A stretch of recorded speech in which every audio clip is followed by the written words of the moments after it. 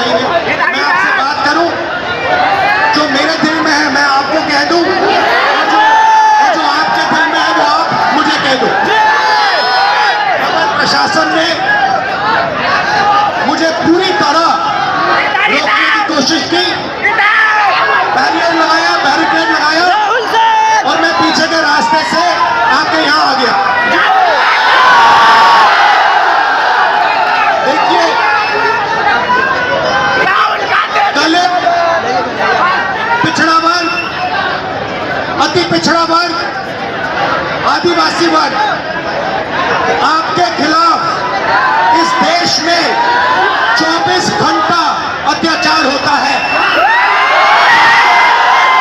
आपको दबाया जाता है, आपको शिक्षा के सिस्टम में रोका जाता है, आपके खिलाफ पेपर लीक किया जाता है और आपके करियर को रोकने के लिए, खत्म करने के लिए किया जाता है।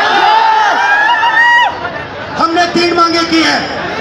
सबसे पहले जाति जनगणना, सही तरीके का जाति जनगणना जो हमने तेलंगाना में किया। दूसरी बात, कानून, हिंदुस्तान का कानून है कि प्राइवेट कॉलेजेस और यूनिवर्सिटीज में आरक्षण होना चाहिए और ना नरेंद्र मोदी ना बिहार की सरकार उस कानून को लागू कर रही है। इसीलिए हम उन पर दबाव डालेंगे और जब तक, मैं बता रहा हूं, जैसे मैं यहां आया हूं ना, रोक नहीं पाए, वैसे ही नहीं रोक पाएंगे जब तक इन्होंने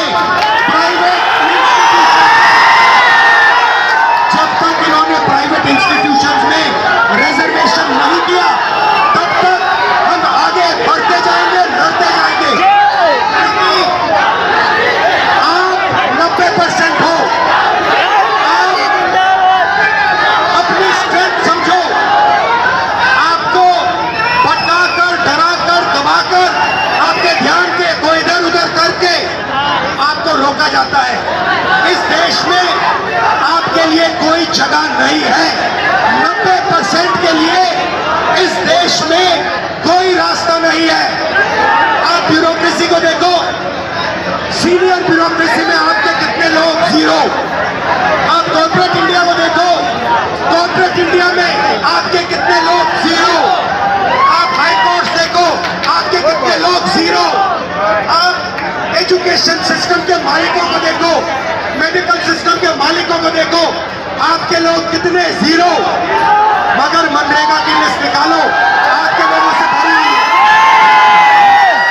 मजदूरों की लिस्ट निकालो, आपके लोगों से भरी हुई है।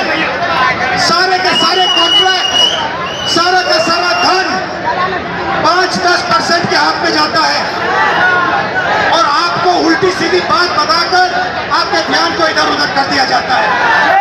आपको एक साथ खड़ा होना है और 3 मांगे हैं। पहली मांग जाति जनगणना, दूसरी मांग प्राइवेट इंस्टीट्यूशंस में, प्राइवेट स्कूल और कॉलेजेस में रिजर्वेशन, अति पिछड़ा का, ओबीसी का, दलित का, आदिवासी का। तीसरी बात, SC ST सब प्लान, जो आपका पैसा है, जो आपको नहीं दिया जाता है, आपको वो दिया जाना चाहिए।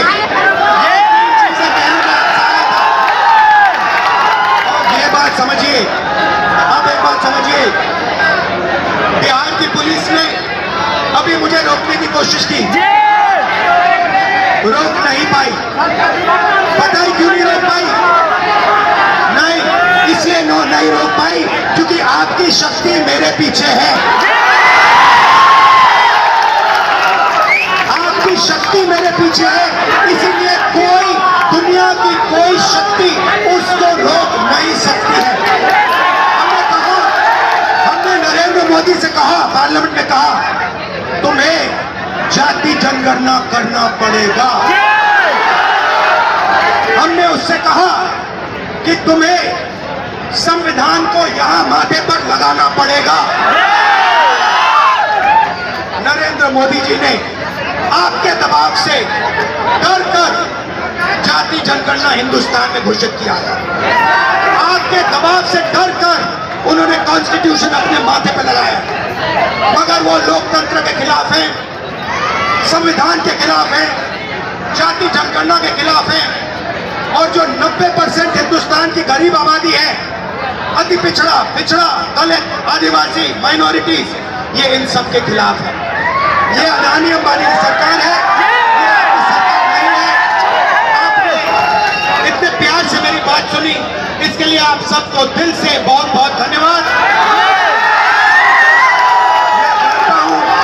मैं जानता हूँ SC ST अति पिछड़ा हॉस्टल्स में यहाँ क्या होता है। मैं आपको गारंटी देता हूँ, जैसे हिंदुस्तान में सरकार आएगी, जैसे ही बिहार में हमारी सरकार आएगी, हम ये सारा का सारा बदल देंगे और आपके लिए जो होना चाहिए वो कर देंगे।